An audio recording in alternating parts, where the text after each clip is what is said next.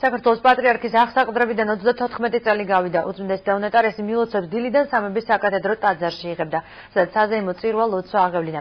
ეს 34 წელი იყო წლები განსაცდელიცად სიხარულისა და მწუხარების. ხშირად მეკითხებიან, რა შეიძლება ვუწოდოთ ამ 34 წელს. მე მას მზიანი ღამე ვუწოდე, იყო ღამე, მაგრამ ღვთის მზე, ღვთის მადლი გზას გვინათებდა, ბრძანა პატრიარქმა.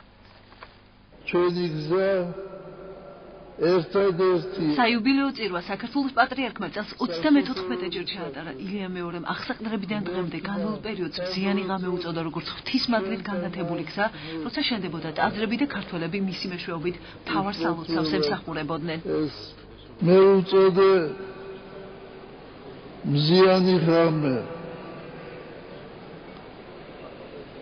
იყო ღამე, მაგრამ ღვთის მზე, ღვთის მადლი მაინც გვინათებდა. და ხშირად მეკითხებიან, ყველაზე მნიშვნელოვანი რა იყო. ყველაზე მნიშვნელოვანი იყო ჩვენი ლოცვა, ჩვენი ვედრება, ხალხის ერთსულოვნება. ჩვენ ვაშენებდით ტაძრებს, მონასტრებს და ეხლაც ვაშენებთ. მაგრამ ეს არ არის მთავარი. მთავარი არის ის, რომ ჩვენ ავაშენეთ ღვთის სწავლებით, ღვთის შეწევნით. ჩვენ ავაშენეთ კიბე მიწიდან ზეცამდე და ქართველი ხალხი ადის ამ კიბით. აი ამისთვის ჩვენ ვმადლობთ უფალს. სრულიად საქართველოს კათოლიკოს პატრიარქს აღსაყდრებიდან 34 წელი საქართველოს პრეზიდენტმა პირადად მიულოცა. მიხეილ სააკაშვილი სამების საკათედრო ტაძარში პირველ ლედისთან, სანდრა რულოვსთან და უმცროს ვაჟთა ნიკოლოსთან ერთად მივიდა. ილია მეორემ პრეზიდენტს ხატი საქართველოს იმედი აჩვენა. მის შესაქმნელად შემოწირულობა სამებაში 3 წლის განმავლობაში გროვდებოდა. ხატზე 40 წლიდანია გამოსახული. პატრიარქმა სააკაშვილს ხატის შექმნის ისტორიაც გააცნო.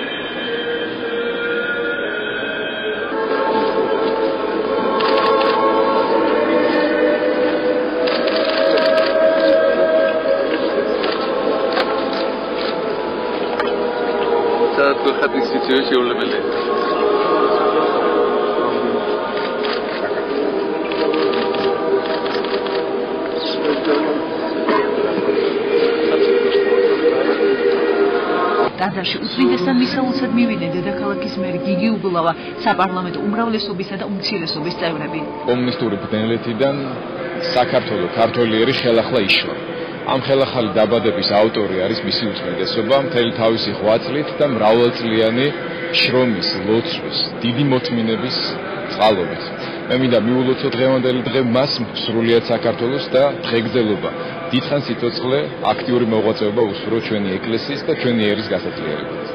დღევანდელი დღე საქართველოსთვის არის ძალიან მნიშვნელოვანი. დღეს არის პატრიარქის ყოვლადწმინდა ნეტარესის და უწმინდესის ილიამ მეორის აღსაყდრების დღე. ეს არის საქართველოს ქრისტიანულ საძღვნეობაში გამთლიანების, მართლმადიდებლობის დღე და სპირიდონ ტრიმიფუნტელის ხსენების დღე. დღევანდელ დღეს ყველას ვინც ლოცულობს სპირიდონ ტრიმიფუნტელისთვის, ვინც ლოცულობს საქართველოსთვის, დღევანდელი დღე მათთვის არის განსაკუთრებული და დიდი მადლობა მინდა უთხრა უფალს, რომ გვაქვს საშუალება, რომ ერთად მიულოცოთ უწმინდეს ილიამ მეორის დღევანდელი დღე. უწმინდესმა ქადაგებისას პატრიარქად კურთხევის დღე გაიხსენა. ილიამ მეორე პატრიარქად საქართველოს მართლმადიდებლური ეკლესიის წმინდა სინოდმა 1977 წლის 23 დეკემბერს აირჩია. მისი ინტრონიზაცია კი 2 დღის შემდეგ სვეტიცხოვლის ტაძარში მოხდა. ხმების დამცველო კომისიამ დაითვალა დელეგატებისაგან მიცემული ხმები და აღმოჩნდა მოსაყდრე ილია ერთხმად არის არჩეული სრულიად საქართველოს კათოლიკოს პატრიარქად. ხმების დამცველი კომისიის თავმჯდომარე არქიმანდრიტი იოანე, წევრები არქიმანდრიტი პავლინი, დეკანოზი ივანე ჭკადუა. ილიამ მეორის აღსაყდრების შემდეგ ბოლო 34 წლის მანძილზე საქართველოს ეკლესიის ეპარქიათა რიცხვი 15-დან 42-მდე გაიზარდა. აშენდა რამდენიმე ათეული ეკლესია მონასტერი, მოხდა ახალი წმინდანების კანონიზირება. ამავე პერიოდში აშენდა საქართველოში ყველაზე დიდი ეკლესია, წმინდა სამების სახელობის საკათედრო ტაძარი. 34 წლის მოღვაწეობა უწმინდესისა, ეს ბევრის მთქმელია, ამას დანახვა სჭირდება და სწორად გაანალიზება სჭირდება. უწმინდესმა მთელი მისი ცხოვრება ქართველებს მიუძღვნა და ღმერთს მიუძღვნა. ძალიან დიდი მადლი აქვს და ძალიან ბედნიერი ვარ, რომ ამ დღესასწაულზე მოვხდი. ძალიან მიხარია, რომ აი პატრიარქის ლოცვა კურთხევა მივიღე და ამაზე დიდი ბედნიერი აბა არსად არ მეგულოდა. პატრიარქის აღსაყდრების დღესთან დაკავშირებით ფილარმონიის დიდ საკონცერტო დარბაზში საზეიმო გალა კონცერტი გაიმართა, რომელზეც უწმინდესის კიდევ ერთი ახალი მუსიკალური ნაწარმოების აგნუს დეი კრავი ღვთისას პრემიერა შედგა.